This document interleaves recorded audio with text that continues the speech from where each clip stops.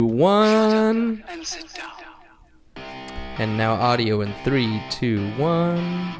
Welcome to another episode hang on. of... It gave me an error. Rescan audio devices, and this is the best part of the video because all of this is live and unedited. Alright, one more time.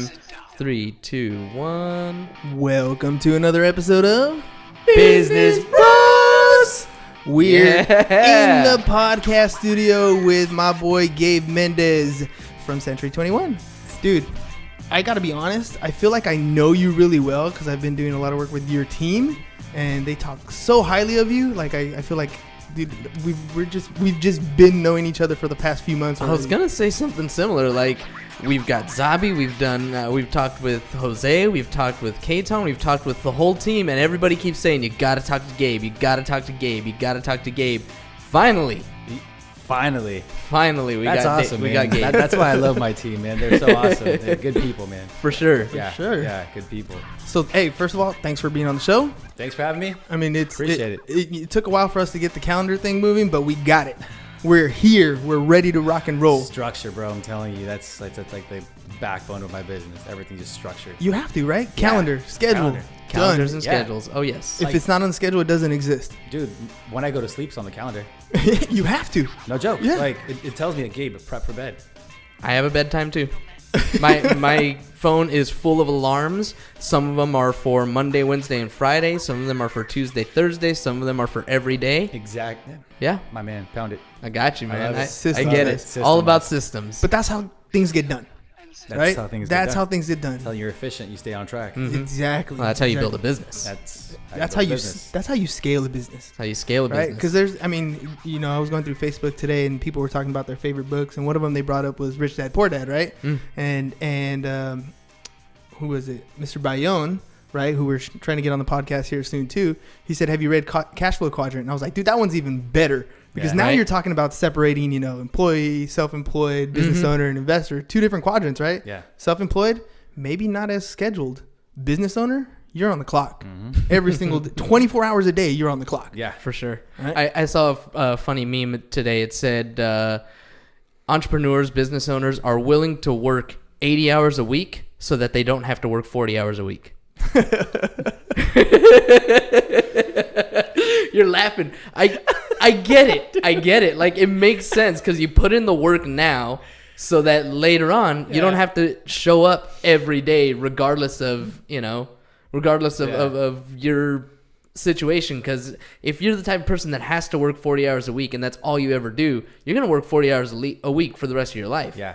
But you put in the 80 hours a week now is so you don't have to put in the 40 hours a week later on. Leverage other people. That's it, man. You get people that buy into the vision.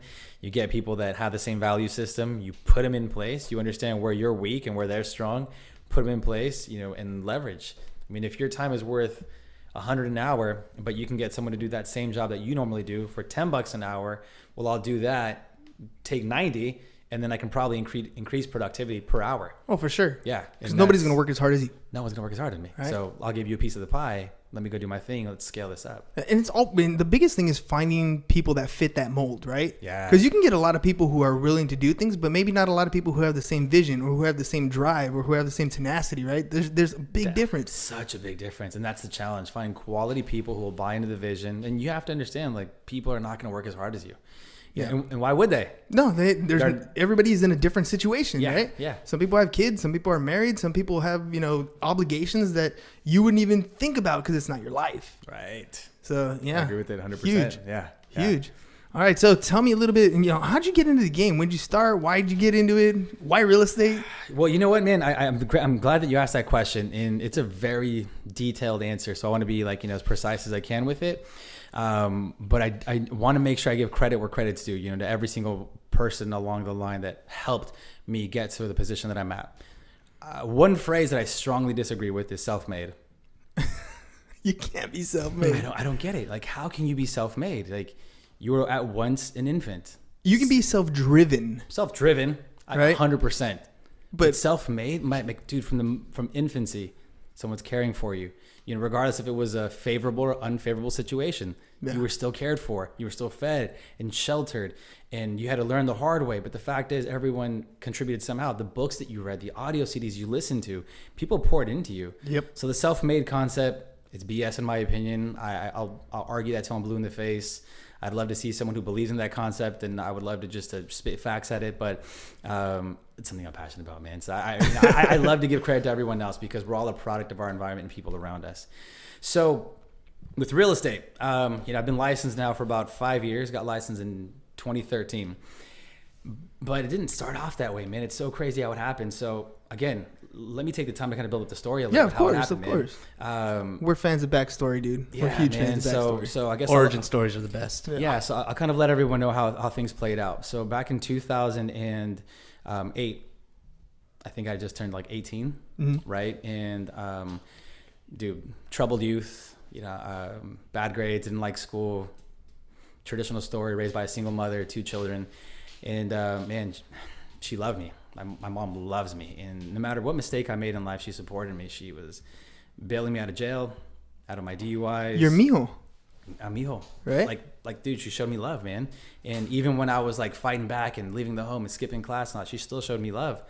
So she helped me out. And around 2008, she got me a gig at the Department of Corrections doing admin work, right? So I went from struggling in school to making minimum wage at a dry cleaning place to now I'm working at a Department of Corrections where I have health benefits. I'm on salary. Like I'm making a lot of money now at 18 years or 21 years of age. So in the Latin world, like you made it. Bro, I made it. Like, yeah, exactly. Right? That's what it is, That's right? what it is. Get a really good job. Yeah, and you're stable. You got a consistent job. You got benefits.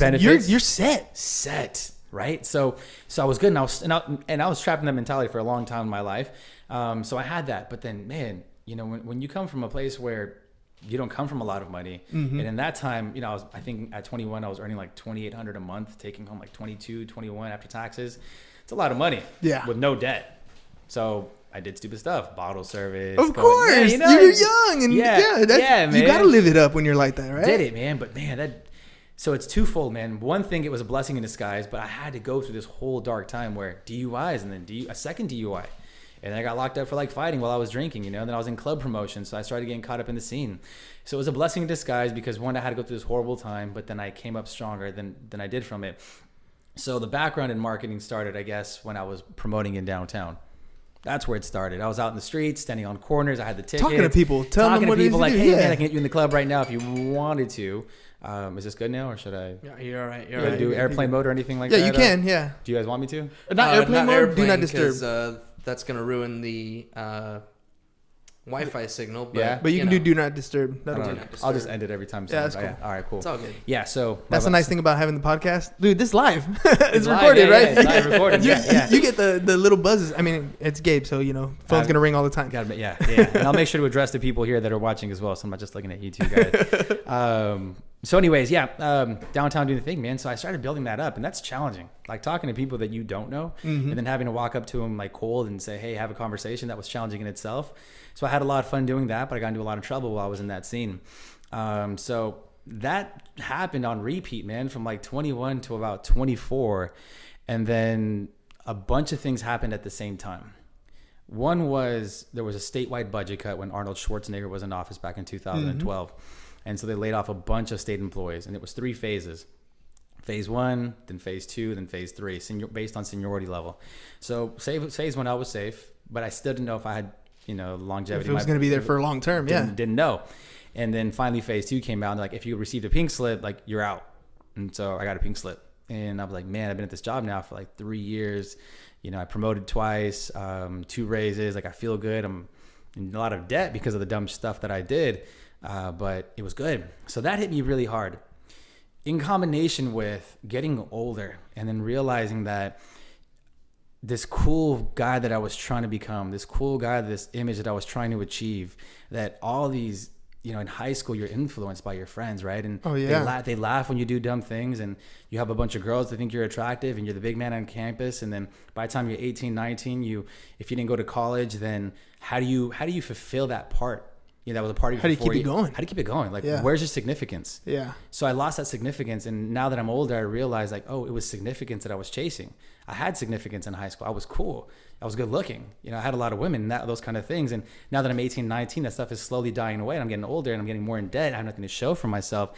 And then you're looking on social media and you're seeing everyone else graduated college, going for their masters, and it starts eating you up inside. All of a sudden, time's passing you by. All of a sudden, time's passing you by. And so, that was hard for me to take. And then I get the notice that my job's gone. So the only real significance that I had in my life, and Tony Robbins, man, if all of you viewers who are out there, you want to read or listen to a good audiobook, Unleash the Power Within, or there's a few other books by Tony Robbins that speaks big on significance in life. We all need purpose. Yeah, digging deep and figuring out what it is. Because you need what's your purpose. You need fulfillment, right? Success without fulfillment is failure. You can attain anything you want, but if there was no fulfillment along the way, if you're not happy, why? That's the whole question. Why, right? So, why? So I'm 18, 19, 20, 21, 22, 23, trying to figure out why, trying to figure out where I'm going. And the one thing that I had that I was proud of, my job, it was now gone. The second thing that I had years prior, which was my clout, that was gone. And so all those things started to pile up. And You're then being stripped of the material things before, right? And the now, image, thank you. The security. You thought you had problems before. Now you don't have anything that you thought you had on top of what you used to have a small grasp on. Exactly. Yeah, you said that, so we articulated that well, and that's 100% true. That's what it was. And so I feel like a lot of the youth today, that's going to be a big problem that they face, because now with social media, everything's constantly in their face of what they have, what they don't have, who they are and what they're not. And it's being amplified through photos and likes and through comments and engagement. There's not enough people advocating for the other, like enough people who are in influential places saying it's okay, like not to have that, because there's so many influential people who make money off of this influence that they have. And that's fine. I understand it. But I just see this bad thing happening, man. It's going to happen. The suicide rate, it's increasing with our youth and things. And that's such a big problem. So for me, it hits home, and that's why I want to be as honest as I can on here, so that hopefully someone's listening to this and like, man, like I'm in the same situation. Yeah, I've been doing the same stuff. And I want to be real, let them know. So I fell into this depression after that happened, and it was for a few months. And at that point in my life, I hadn't seen my father much throughout my entire life. He was there for a little, then he was gone, in and out of jail and prison.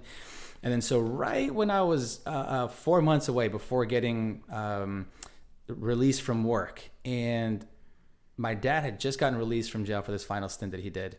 So he'd come out, and he was homeless for a little while, so I had to bring him blankets to the trolley station. I had to put him in hotels, and I was barely making it myself. And he was talking to me, he's like, hey, mijo, look, man, like, I changed. And I'm like, man, Pops, like, I've been hearing that since I was like 12. Yeah. He came back into my life. Talk is cheap, man. Talk is cheap, bro. But you know what, man? It was different this time. It was different because he started working for like 4 months on ghost mode. Didn't hear from him. And then get a call. Hey, mijo, I'm here at the San Diego Missions Home in downtown. I'm like, oh, cool. What's going on? He's like, I'm off all my medication. Like, awesome. All right, good to hear from you. Hey, mijo, I'm going to church. Wanted to let you know. Cool, Pops. Keep it up. Hey, mijo, I'm going to church again. Keep it up. Hey, mijo, I just partnered up with the San Diego Police Department on this event that I want to throw. I'm like, all right, okay, Pop. Like, tell me, what's going on, Pop? So he kind of gave me up a little bit. So I have a lot of resentment towards my father. Plus, I'm spiraling down in this depression. I'm losing my job. And then one day he's like, you know what, son? Come with me to church. And I was like, all right, man, church, whatever, dude. You're like, whatever. I got nothing else to do. Let's just go. Yeah. Right? So I go to church. And so up to this point in my life, I've been to church before in the past, and I did it because my family made me, and it's not something that I wanted to do. I didn't understand it. So I go to church this one time, and back then, dude, I was like super hood. So yeah. I had like a tall tee. You had the crease. Bro, I had the tall tees. I had the fitted hats all the way low, yeah. right? Yeah. So I would love to see a side by side. Gabe now, Gabe then, right? Oh, yeah, maybe, yeah. Well, they're doing that 2009-2019 challenge right now, so let's see Gabe. I had the cornrows, I had the braids, like all that stuff, dude. So I go to church with this real negative attitude, and I go there and I sit in the back. I'm like, my dad's like, come on, mijo, let's go to the front, let's go sit around these people. We walk into this building. And it's far North County. I don't know where it was at, but it was far North County. We walk in there, and it's a bunch of white people, right? Yeah. And I'm like looking like, oh, I feel super out of place. I'm the only dude in the tall tee, only dude with the low cap. And then my Pops is all sleeved up all the way to the neck. And everyone else is like... I feel like everybody's looking at you. Yeah, bro. But you know what? But they weren't. And you know what they were doing? When I walked into the building, everyone welcomed you. Hugs. Yeah. A 3-year-old girl walks up to me, gives me a big old hug on my leg, and she walks away, goes back to her family. I'm like, that's so awesome. So it set the tone for the entire sermon that I was getting ready to listen to. So I sit down in the back, and the pastor goes to the front. They finish worship. Everyone's singing and clapping. And so the pastor goes up to the front, and he opens his Bible, and he's like, okay, guys, this is the message for today we're going to talk about. We're relaxed. And I'm sitting in the back, and all of a sudden I hear like this big old slam. I'm like, I gotta kind of sit up. I'm like, oh, what was that?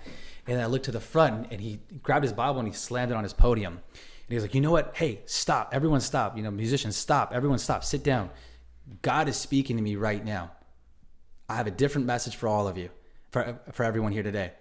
There's someone I need to talk to today. I don't know who it is. Damn, dude. I got chills. Like, literally, I'm sitting here like I got chills.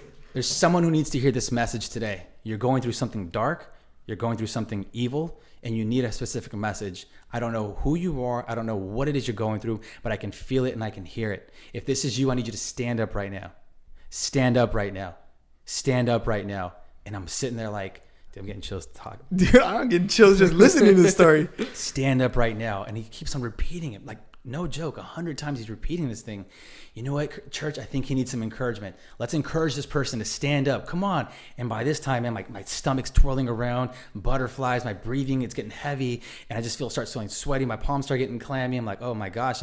I start feeling this thing pulling me like up. And I'm like, oh, I don't want to do it. I'm embarrassed. Like, isn't me? Am I like, what if I dumb? I get up and it's not I'm the right person. Yeah. And then finally he's like, church, get up. Within like 2 minutes, bro, the entire congregation, I'm talking about hundreds of people, stand up in their chairs. Everyone starts clapping. It's like, music, play, get the music going again. People, drums, singing, clapping, jumping there. Someone, come on, tell them to come out to the front. They're woo, clapping. People in the aisles of the church, dancing in circles, jumping around. Come on, if this is you, God's calling you. This is your moment. This is your moment. I stood up. I walked down the aisle, and it was something else that controlled me. And dude, I might bust a tear with you guys today, bro. It's all right. It's all right. I see it. Yeah, it's good. Because it's cool, man. It's cool. It's one of those touching moments, dude. I'm telling you, I could feel it. I could feel it, and I'm just sitting across the table. I wasn't even there, and I could feel it. It was such a dark moment in my life. And so I took a chance and I walked up to the front. And as I was walking up, people were patting me on the back. And it was something else, man. I couldn't explain it. That was pulling me and convincing me that this was the right thing to do. And I walk up to the front. The pastor gets off the stage and he gives me a big old hug. He's like, welcome home. And then again, the music's loud in the background, so I can barely hear him. It's loud. People are cheering and clapping. And before I know it, it was one hand on my shoulder, like, hey, you're here. Don't worry, start praying for him. And then it was 2, and then 3, and then 4, and then 5. And then before I knew, my entire body was covered with hands. And it was getting hot. And I don't know what happened next, but it was getting so hot in that little circle that I was in. All this music and all these people just praying, praying. Before I knew it, bro, I blacked out. And I woke up. I don't know how much longer I woke up, but I blacked out. I was on the floor. And I was covered in just tears and sweat. And people are still cheering, crying, like, and then I stand up and then I humble myself and I walk back. And as you're walking back, you're looking at everyone look at you. Yeah. And they're seeing your face, man, but they're smiling. They're happy. And I'm happy. And I'm like, dude, I've never felt this in my entire life. So I walk to the back again and I sit down, I put my hat back on. I sit down low and I kind of like slouch in my chair and they proceed with the normal sermon at that point. And so for the next hour and a half, this cleanse, this lifted weight off my shoulders was there. It felt amazing. I didn't know how to explain it. I felt like everything was going to be okay, regardless of, at that point in my life, I was starting to build up debt. I'm losing my job. Regardless of the overdraft accounts, behind payments on all of this stuff, like I was like, it's going to be okay, man. Why am I worrying about these things? There's going to be a solution for it. And so the sermon was finished and life went on after that, and I had to live the rest of my life moving forward. But at that moment in that day, that something triggered inside of me, and it was my belief in God. And I never had that ever for myself to experience. And so I experienced it and I felt it and then I heard it, and I'm a believer now. And that's not to say that I didn't mess up, because I did. You're still human. Still human, man. Still flawed. Like, dude, I still smoked weed and I still drank and I still was sleeping around, and I decided to make a promise to myself. And so within 30 days, I think, of doing that, I stopped smoking. I stopped drinking because it was a conviction. And I think this is a point I want to touch on really quickly, is that a lot of you who are listening out there, people that are struggling with all of this, we have that sixth sense. And scientists to this day, they're studying that sixth sense. They're believing that our intestines and our stomach are a second brain. And when they look at the anatomy of the body, a lot of it resembles the shape and the look of the brain itself.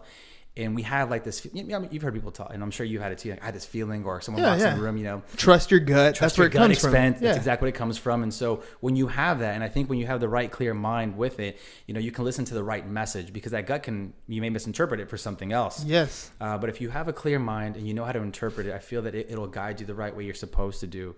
And since 2012, I've learned to trust that gut feeling. And in my opinion, it's God speaking to me. So I quit smoking and I quit drinking. I was no longer promiscuous. I decided to abstain from sex and cleanse myself completely. Within 30 days before I was getting ready to be let off from my job, a friend approaches me with an opportunity to join multi-level marketing.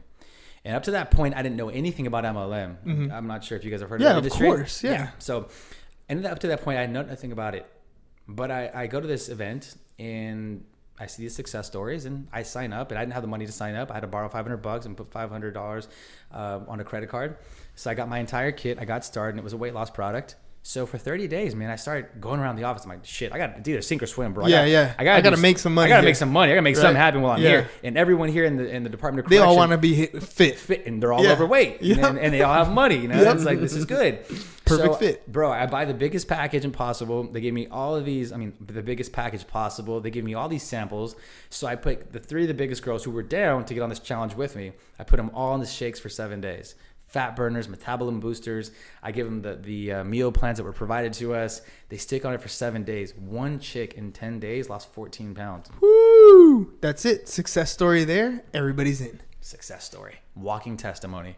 Talking for me. And at that point, I realized the power of a testimony. I realized the power of a story. Mm-hmm. So you want another golden nugget? Facts tell. Stories sell. I love that. Say it again. Facts tell, stories sell.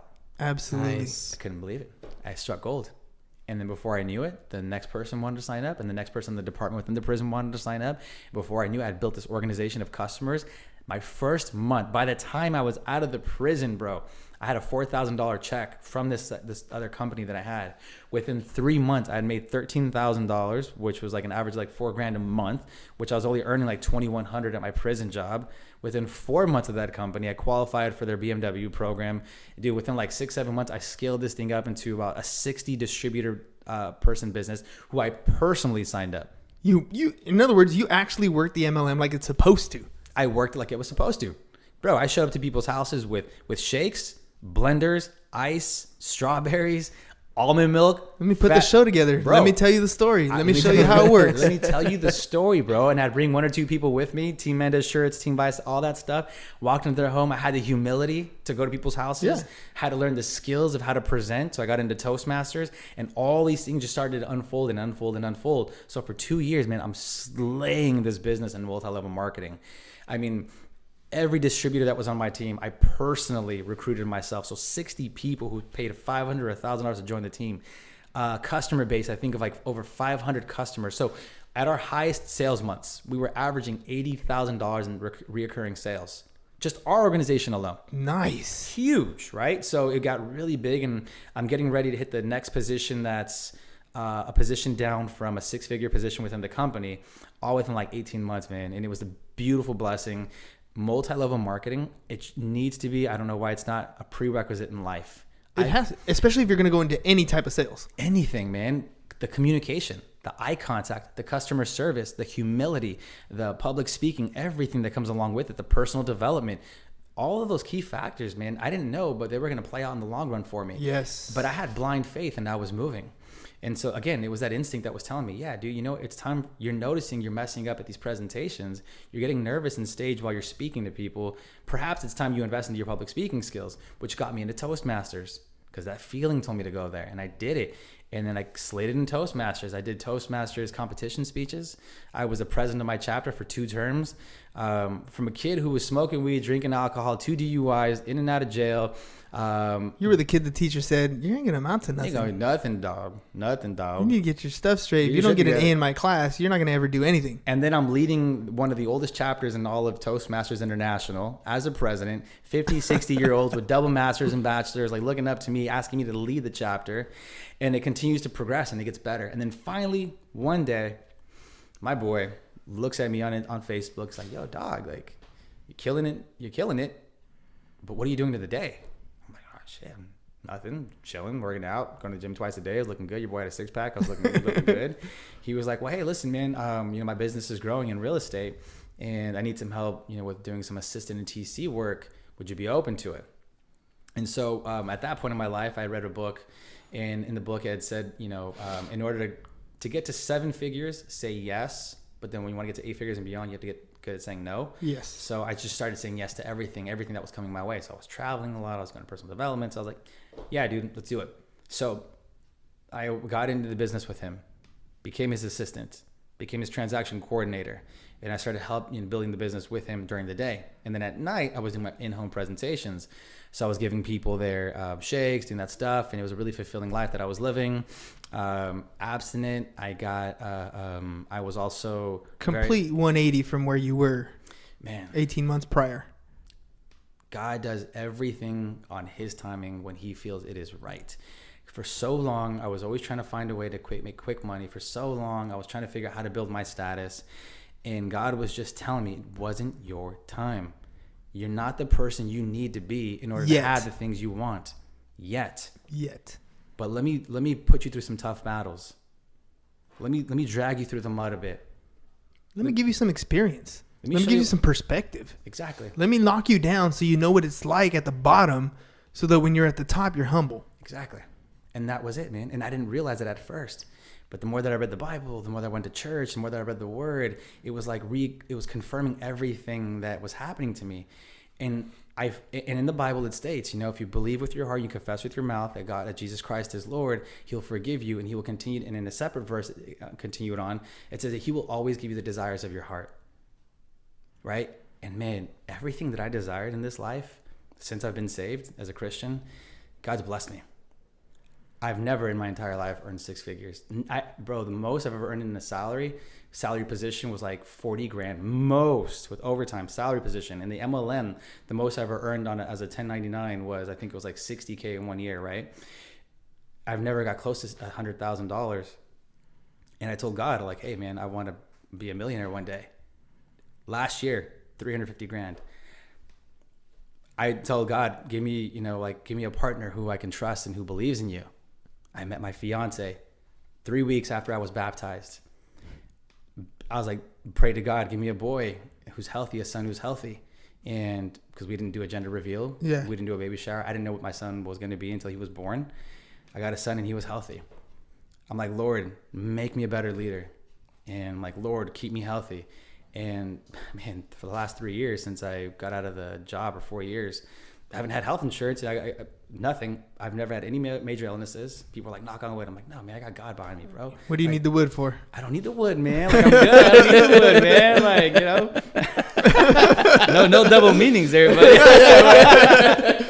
We were celibate at the time, right? So yeah. And God is so real, man. And for me, bro, it's just I did everything I was supposed to, and how I was supposed to do it, in the time it was supposed to happen. I was open to the opportunities when the opportunities were there. The biggest thing was I prepared myself every single day. So I was constantly reading. I was constantly going to classes. I was constantly listening to audiobooks, and I was doing everything everyone told me I should have been doing. So I stayed prepared. And then when those opportunities came up, I was ready for them. Luck favors the prepared. Man, it was the equation's simple. When preparation meets opportunity, success happens. Yep. It's a simple equation. And so I stay ready so I never have to get ready. Yeah. And so that means in shape. And in the Bible it says be ready in season and out of season. So that means, hey, bro, even when it's wintertime, that's not okay for you to get out of shape, dog. Like, God's telling you, like, bro, stay in shape. So what did I do? I hired a personal trainer during the winter seasons. And I have a personal trainer right now. Want to know something about my personal trainer? She's a woman and she's Christian. And I met her by chance, dog. Like, it was the most crazy, it was the awesome thing. My Tom Ferry coach that I got partnered up with, Christian, didn't know he knows like John C. Maxwell. I know some big dogs, but he's super Christian. He tithes 10%, encouraged me to start tithing 10% of every check that I earned. And so I'm getting influenced by these strong, influential, incredible people. You're going to be placed in your life. Placed in my life. God has the perfect design, man. So I ended up being that guy's TC and assistant. I studied underneath him and another top producer for an entire year. That 1 year, they did a combined sales of like 100 transactions for my first year in real estate. I developed this eye twitch, bro. It's crazy, dude, crazy. And I backed away from the multi-level marketing business. I went full-time into real estate. And it wasn't easy then either, though. The team that I jumped on board with, they left me hanging at a lot of listing appointments that I had booked for us. They never showed up to the appointments. I got discouraged really quickly. The coaching, the mentoring wasn't there. So I gave up on multi-level marketing. I started to fade out of real estate. And then I get a letter in the mail. And I look at the front of the letter and it says Department of Corrections. I'm like, oh, shit. Oh, shit. 3 years later, bro. Yeah. So I opened this thing up and it says, hey, we're offering you a position again back at the prison. So now you're considering benefits. it. Yeah. And this is why I already gave up on multi-level marketing. This is why I'm struggling in real estate. And it came at the right time.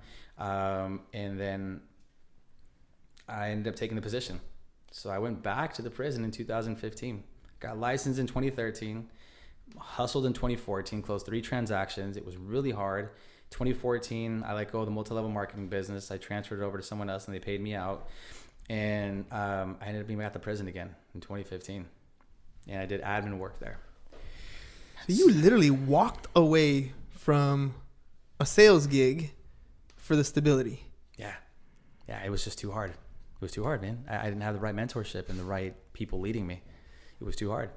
So then how I mean, dude, I'm telling you, usually I do a lot of talking, but dude, your story's been amazing. Not much I want to say on that part. I just want to keep the story going. Yeah. So what happened? How do you go from, now you're back in stability. You've seen the potential of what sales can do. You've had the life of fulfillment of being of service to others and providing people with, ways to lose weight, ways to be fit, making them happy, going out and seeking their happiness for them. And then, of course, reaping the rewards of being of service to other people. You did that. You kind of gave a real estate a shot, but you went back to the stability. So what brings you back out? So I go back to the stability, and I guess I should give you some context as to why I did it, because the multi-level marketing business was taking a big emotional toll on me. You're dealing with 60, 70 different emotions at one time. You're putting out fires all day. And what you're getting paid for it isn't, it's not a lot. You're getting paid pennies on the dollar because it's, splits all the way up to the top, overrides everywhere. So, I was making good money, but for the amount of money and time I was giving, I wasn't seeing the ROI. So it was a lot of giving.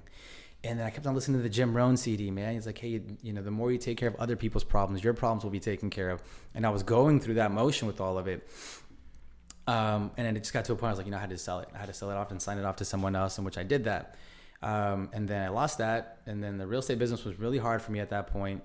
And then I started to backtrack, in life at that point again. So I fell into a deeper depression. So from October of 2014 to December of 2014, for 3 months straight, I fell into a deep depression. I think I went out of my house, and out of those 3 months, a total of 6 times maybe, max. And my skin got really pale. I was waking up at 2, 3 in the afternoon. I was going to bed like at 2, 3 in the morning. Spiraling backwards. Spiraling backwards quick, dude. It was quick, and it hit me fast, and I didn't see it happening. I don't know how it happened. I couldn't tell you what triggered it. And but I just saw myself spiraling down fast. And so I did the wrong thing, and I ended up getting a credit card, and I spent $40,000 within like 30 days. 30 days, man, just buying, just thinking it would make me feel better. Flat screen, PlayStation, video games, headsets, surround systems, clothes, shoes. You're looking for a short-term fix for a deeper problem. Yeah, and I didn't even know it, bro. I didn't even know it, and I was lying to everybody. My mom was like, hey, you good? I'm like, yeah. I'm like, my sister, hey, you good? Everyone's like, hey, you good? Yeah. And I just didn't. I lied to everyone. And it got to a point, man, where I got addicted to like my source, I guess, or I don't know what the word is, but my pleasure was video games. So I would sit there and I'd play, dude, Call of Duty all night, bro. I did what I do best, man. I built a team. You were crushing it, dude. I was crushing it, bro. My team was like, we were killing on Call of Duty, man. Ghost, I think it was Black Ghost, whatever it was called. But I had this team with just murkers, bro. I knew all the tricks, all the remotes. Spawn points, headshots, no problem. Headshots, dude. I had the big remote, the one that was like fixed. It was awesome, bro. You know, and that was what I was spiraling into. But I started backtracking, dude, and I get that envelope. And even then, when I got it, you know, I submitted the okay. I didn't think it would happen, and it got to the deepest part of my depression was in December, when the thought of suicide crossed my mind. That's pretty down. That's pretty low. I mean, that's not a good spot to be in. It's not a good spot to be in, man. I had the thought of suicide cross my mind. I was like, fuck. And this is before the prison job? Before I got back into the prison, and after I had stopped the multi-level marketing, and right after I decided to quit real estate. You had too much time. It was too much time. Too much time and not enough. You had no purpose again. There was no purpose again, man. Lack of purpose is detrimental to Gabe Mendez. Yes, I think, well, the thing is, you know, after listening to Tony Robbins, who's like the best life coach, period, the lack of purpose for any person, any human being, if they don't have a reason why they're doing what they're doing, you know, then that's depression. That's a huge part of depression, is if you don't know why you're here and you don't know what your purpose is, and all you're doing every day is going to work to pay the bills, and you don't get out of this hamster wheel, and you don't fulfill that part of you that wants to do more, then that is how these people spiral out of whack. Yeah. So Tony Robbins' message is big. It's just, let's find your why. What is your purpose? What resonates with your soul on every cell of your being? And I hadn't found that yet. And so I went into this deep depression, man. And luckily, I thank God for this, bro, that one of my biggest skills is self-awareness. And so the moment that suicide thought crossed my mind, I was like, fuck no, that's not me. That's not fucking me, dude. No. Like, I got 40 grand. Like, I'm not a quitter. I'm not a quitter, bro. Like, I went out and I hired the best, like on the spot, dude. No joke. I dropped 3 grand on one of the best personal trainers in San Diego. I went out and I bought a bunch of clothes and stuff like that.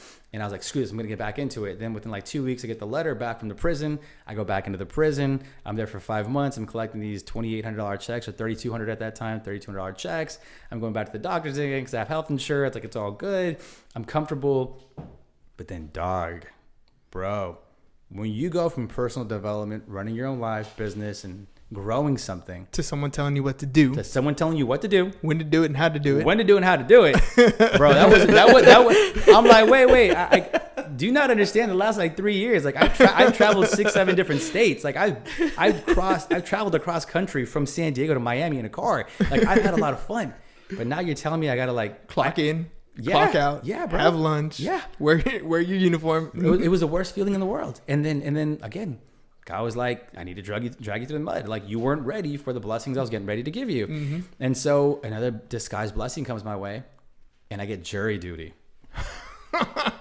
It's a blessing. It's a blessing, dog. I love it. First off, I don't know why people complain about it. I love that shit. Well, you're a correctional officer, so it's okay. You're paid time off. Like, that stuff is dope. First off, I think jury duty is so dope to see 2 attorneys go at it and battle it out on a case. Mm-hmm. Like, there's so much thought process. That's such a beautiful art, man. Like, I respect him so much for it. And so I watched, like, it's a very thought out argument. I thought it was like a novella. I was like, oh my gosh, I can't wait for tomorrow, like, to see what's gonna happen. Like, I can't wait to see what's gonna happen next. Like, dun, dun, dun. To be continued, right? Yeah. So I do that for like 2 weeks, and during those 2 weeks, I don't have to go to work, right? And we get off early from jury duty, so I have free time. So I'm like, you know what, man, I'm gonna go to the office, you know, where I have my license hung, which is Coldwell Banker at the time, and I just want to go check it out, see what's going on. So I go to the office and I see my boy. I'm like, I go to visit my boy who got his license at the same time I got my license, and we were super tight when I was doing it full time. And so I go to the office like at 2:00 in the afternoon, and I'm looking for him. I'm like, he made all his phone calls into the conference room and he wasn't there. I looked in the cubicles, he wasn't in the cubicles, and I started asking questions. I'm like, yo, where's dude at? They're like, oh, he's on the West Wing. So I walk over to the West Wing and I go over there, I look nowhere. I asked the manager, I'm like, hey, where's my boy at? They're like, oh, he's right there. And then I look, and she pointed at an office. I'm like, wait, my boy started not a cubicle, right? Not a cubicle, like an office. Like his own office. My dude's like 24, right? And I'm like, and you know, when you're that young, you're 25, you know, you want like an office, you want that status, right? Yeah, I'm like, yeah. no way. So I walk over there, bro, and this dude has his lights off, and he's standing up, and he has his computer in front of him, and he has his notes, and the homeboy's like making calls. He's light music, and I knock on the thing. He's like, oh shit, he takes his headset off, and he gives me a big old hug. I'm like, bro, this is all you? He was like, yeah, man, like last year in 2014, I ended up closing like 16 transactions, second year in the business. Just smiling and dialing, bro. Smiling and dialing. I'm like, what? He's like, yeah, and I was getting ready to move companies, and then they offered me this office. They offered me this. I'm like, no way, dude. And this was about the time where Wolf of Wall Street came out. You got a whole new incentive there, right? I was like, hey, hold up, you know, like Image Gabe came back. Image Gabe came back. I was like, I'm gonna make this happen, man. So I got super inspired by, again, a collective thing. A bunch of things happened at once. I'm not joking, dude. Wolf of Wall Street played a huge role. Like, you know, because I'm a visionary and I want to visualize things. Like, dude, if he could do that. They told a story for you. Told a story. If he can do it, man, from nothing to something, why can't I do it from nothing to something? I just looked at my boy, dude's not even from San Diego. He's hustling. Bro, he has no kids, I mean, no family, nothing here. Dude's hustling in San Diego, closed 16 transactions. I'm like, bro, you have a huge network and you can't even do one? What's going on here? So I asked my boy, I'm like, hey, man, if it's cool with you, after my jury duty sessions, can I come straight here and just listen to you make your calls? I just want to feel it. Yeah. He's like, yeah, bro, for sure, man. So every day for like 4 days, I would go back to his office and I would sit there in the corner. This is a true story. I have photos and video to prove this. And I would sit in his corner, his office, just dark. And I would sit there and listen for 3 hours straight, bro. I wouldn't get up to use the restroom. I wouldn't eat. I would just listen. You went to school, man. I went to school, dog. And I was like, oh, man, I was soaking it all in. Jury duty was over. Had to go back to work. So this is not the best place for you to be now. Now your mind's different, though. Mine's different. Now you turn the switch back on. You turn the switch back on, and you have a vision. You turn the switch back on, you have guidance. You turn the switch back on, you have motivation. Yes. And you're gonna clock in? Nah, that doesn't jive. Bro, Hernan, you hit a really good point right there, which was vision, right? And in the Bible it says that a man without vision shall perish. We all have to have a bigger vision of where we're going, and I lost sight of that. I lost sight of it, and I ended up on this little hamster wheel again at work, collecting a paycheck, going to the gym afterwards, going to sleep, and doing it again. And then I started looking forward to my weekends. That's when I knew it was a big red flag. Yeah. When I started looking forward to my weekends, I was like, oh, dude, I'm in the wrong place, bro. Like, every day should be a weekend, right? I should be having fun doing what I'm doing. And so I came to realization. I got the vision back. I had my motivation. I was around people who were doing what they were supposed to be doing. And the day I went back to the prison, I sat down back in my cubicle, and there's this divider between the person I was sitting across. And she's like, hey, mijo. She's older. She's like 58, 60 years old. She's like, hey, mijo, you know, welcome back. And oh my gosh, nothing's really changed here. I'm so tired of all these panzonas. You know, she's talking all this crap, right? And I just get off this like hiatus, bro, like just super high horse for like 5 days, man, like adrenaline and listening to calls and motivation. I started doing my vision board again halfway during the year. And by this time it's May of 2015. I've been at the job for 5 months again. And I'm listening to this lady complain by 11 o'clock. And she's like, mijo, you have no understanding. I just have like 4 more years. I'm getting ready to retire. They're going to give me 95% of my check. If I stay for like such and such, they're going to give me 97. I'm thinking to myself, like, dog, you're going to be like 64 when you retire. You've been doing this for how long? Bro. And you're going to quit and make less? Dude, vision lit up. I'm like, oh my gosh. That's like, not my path. That's not where I'm going. I'm in the wrong place right now. And again, in that moment, this crazy feeling went over me. The same feeling that I had when I was at the church that day when it was saying, get up, get up, get up. In that chair when I was sitting there with the divider, it was get up, get up, get up. I'm like, hold on, what's the message? I'm asking God in my seat, what's the message? What's the message? What are you asking me? It's not the right place, mijo. Get up. You're not supposed to be here. Get up. You have something bigger purpose. Get up. And I was like, oh my gosh, bro. I started getting chills again. I was like, oh my gosh. I started freaking out my mind. I pushed my chair back. I was only at the office for 2.5 hours. Pushed my chair back. I went straight to the warden's office. I didn't go to my management. Didn't go higher ups. No one else. Straight to the warden's office. And I said, hey, listen, I know you guys brought me back, but do I have to give you a 2-week notice to leave? And they were like, no, technically you don't. I'm like, I want to resign today. He looked at me, he's like, you sure? I'm like, yeah, I want to resign today. He's like, okay. Pulls out a paper from his drawer, gives it to me. The warden hands it over to me. Go take it to all these departments, give your keys, give everything up right now. And then we'll cut your last check. We'll call you when to come pick it up, and you're gone. And your health benefits will end next month. I was like, okay. So I had a smile, bro. I start walking around, signing everything out. And I'm like, get up. I'm like, oh my gosh, Lord, is this the right thing for me to do? God, are you sure this is the right thing for me to do? And I sign everything out. I give it back to the ward, and they give me my final thing, give the whistle, everything up. And then I push those, and there's 2 double doors, no drama, 2 double doors. I push them open, and it's just like nothing but mountains, because Donovan State Prison is by the mountains. I open it up, nothing but mountains and green. I take a deep breath, man. I look up, and I look down, and it says, "You're officially resigned. You're no longer back on campus." And that's when it hit me. I was like, "Oh shit, dog! I did it. I did it. I did it. I jumped out of the boat. I walked on water, and I was like, I did it. I'm walking by faith now." And it hit me for a quick second. I'm like, what am I going to do right now? Like, I don't have any leads in the pipeline. I have about 3 months worth of money saved up, and I have nothing else to do. So I went back to the 2012 Gabe, where I was in that position again, my back against the wall. I went straight home. I cleaned my car. I cleaned to the T, bro. I cleaned my entire house to the T. Dishes, sweat, mop, threw clothes away that I didn't even need anymore, because I needed wipe the slate clean. I needed to wipe the slate clean. Yeah. I need a foundation that was clear enough for me to build and think on, and I can't do in a dirty environment. I strongly believe that no one really should and can't. It's hard to do it. You need to be clutter free. So I cleaned everything up. I wrote my to-do list. I did my planner for the next day, what time I was going to wake up. I called my title person, got a bunch of numbers. I opened up my pilot. We called it, I think, a cockpit, and it was a board folds into 3s. I have my script, objections, and then closes. I'm like, let's go back to the old game. I'm like, and I start putting and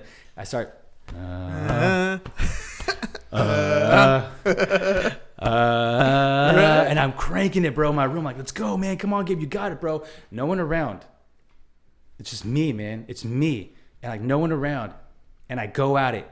Next morning, bro, I'm up like 5:30 in the morning. Egg whites, oatmeal. I go for a quick run, clear my mind. You're ready to rocky it up, right? Bro, I go all in.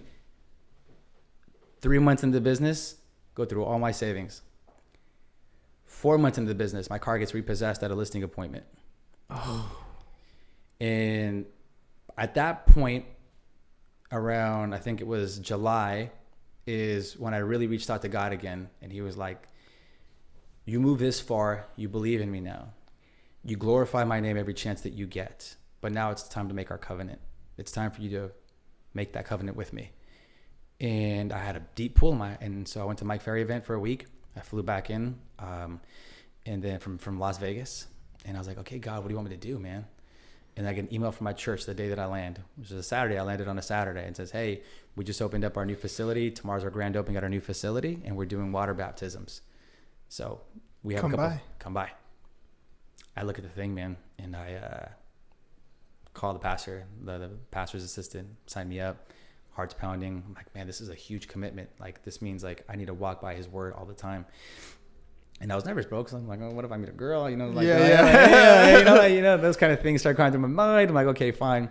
But I make the leap, dude, and I do it. And I get again, I'm broke. My car gets repossessed the next month, but I'm broke up to this point. All the money that I had, I invested into white shirts, to white button-ups. Mm-hmm. Because again, you gotta look the part. You gotta dress the part. Yeah. Power ties, all reds, blues, and yellows. You know, suits, all deep blues. Like, I did a lot of research into this thing. I was like, I'm gonna go all in. Professional headshots, no beard, none of this bullshit you see right here. None of that. It was all in, man. It was like I had to play the image. Yeah. And I get baptized, man. And again, that same weight that I felt lifted off that first time, it happened again. My car gets repossessed the next month. The next month, I meet my fiance in the parking lot. You know, the perfect woman. Give her a flyer for an open house. I'm going on a tangent here, but I meet her at an open house August 1st of 2015. I'm saved, I'm happy, I'm working out, and I feel good. I'm super broke, you know, but again, it's not your circumstances that dictate how you react to your circumstances that dictate the outcome. And so I'm like, I'm not going to allow this to happen to me. And so I wake up every day with a smile. I show up every day on game day. I treat every day like it's game day. I wake up with a smile. I have an attitude of gratitude. I'm thanking God for everything that I have and everything that I don't have. Thank you for not giving me $1 million. Maybe I'd be a cokehead and committing suicide. It's true.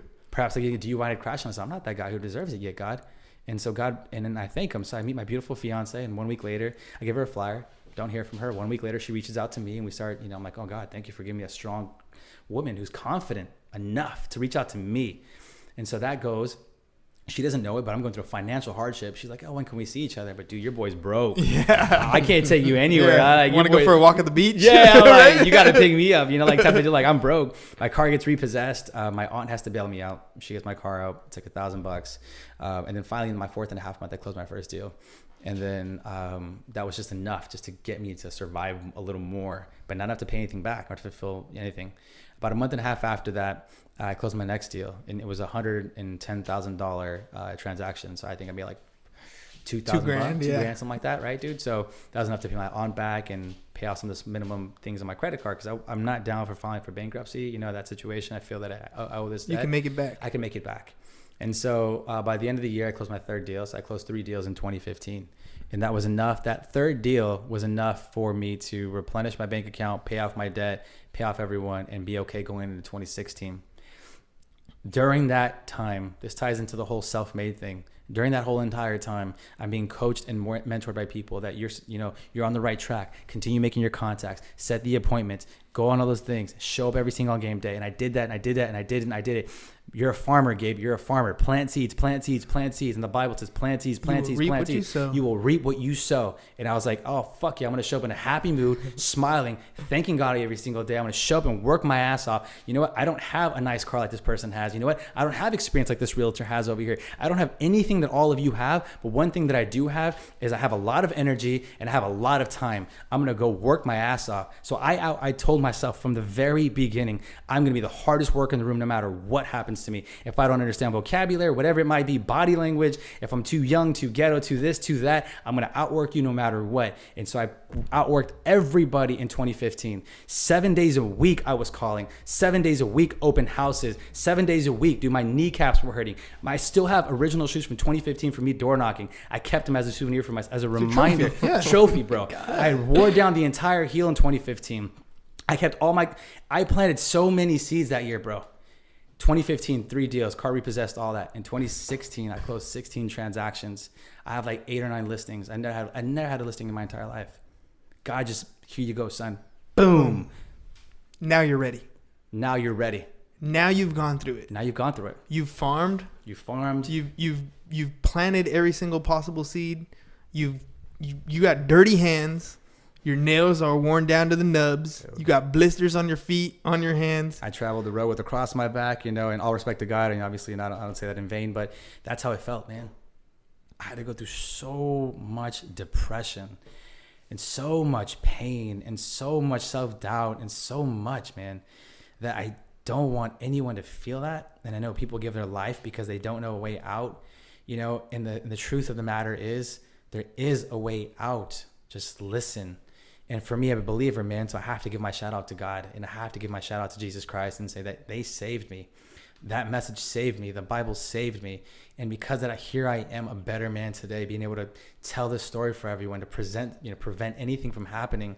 And so I want people to take that away, man. Look, you know, I don't know if you're listening what their audience is about, but listen, I'm a believer and I'm going to stand on my 2 feet. I believe God is real. I believe that Jesus Christ died on the cross for my sins. I believe he resurrected, and I'm going to glorify his name, because in the Bible it says, you know, glorify my name, and I will. It wasn't me. It was God.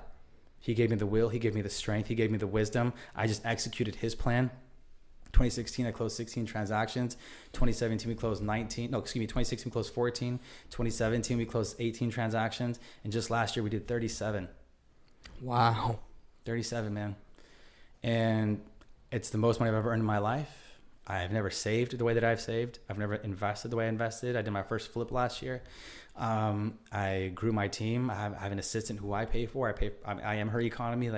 To me, that's so weird. My fiance gets to stay at home with our children. She raises them now. She picks them up from school, feeds them every day, you know, and like, I constantly ask God, like, how am I going to do this? And he's like, dude, just shut up, bro. Haven't I proved it to you already? Like, don't worry about the how, man. Like, now, mijo. Yeah. You made it. Yeah, dog. Now, mijo, you haven't I proved it already? Yeah, now you're a man. I love it. Yeah. Now you have the clout. Now I have it. Now you have an image. Yeah. Now you have something you're proud of. In the Bible, like I told you earlier, it states, God will give you the desires of your heart. And he's given me everything I ever looked for, but I was looking for it the wrong way, and I was looking for it without him. And now he says, this is what you want. This is what you have. And I respect that position so much. Because had I had that position before, I would have influenced people to do the wrong thing. I don't think you would have influenced anybody to do anything. I think you would have driven yourself down. That's the truth. Because I just kind of get the feeling, you know, you've read a lot of books. You know, money is just an amplifier of what we have, right? Who we are. Yeah. So you weren't ready. You had money then. You did have money at one point. Yeah. And you blew it. You went through it. You went through it. Bottle You were service, young. DUIs, and all Yeah. that. Yeah. It was horrible. So imagine having the success you had this last year with that mentality. Yeah. Ain't no way. No way. Ain't no way. No way.